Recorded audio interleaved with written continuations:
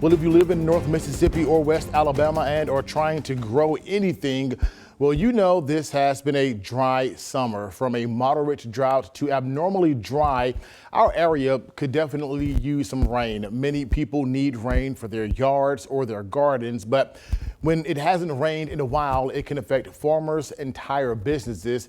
The key is to stay prepared and persistent when the rain is not always cooperating. Our Grace Brister spoke with a local farmer about how he is dealing with the low rainfall, and she joins us now in the studio. Grace?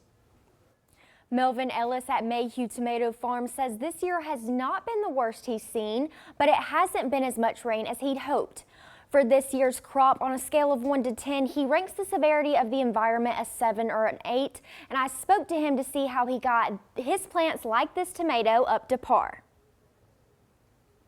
In terms of weather, the last few months have been strange for farmers. The season in general has been tough. Owner of Mayhew Tomato Farm, Melvin Ellis, says in the last 26 days, his farm has only seen 1.5 inches of rainfall, and most of that came in one evening.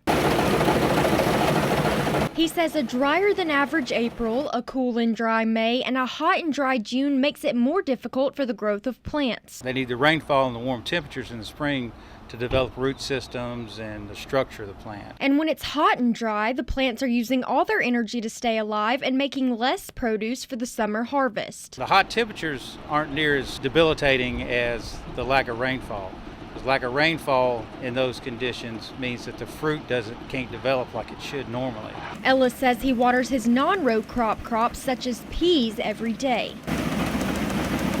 It takes roughly 6 inches of water a week to overcome both their needs and evaporation.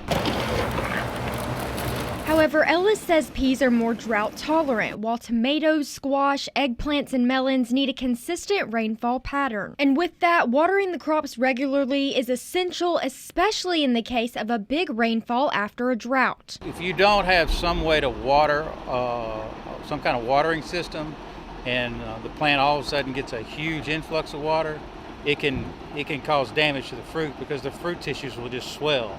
It needs consistent water pattern, not here and there. For us, it's just a matter of surviving the hot weather and then hoping that we get some of those weather fronts that come through and drop rain every 7 to 10 days on us. Ellis says now that August is approaching, there could be more Gulf events that push more air and moisture, causing a rainfall event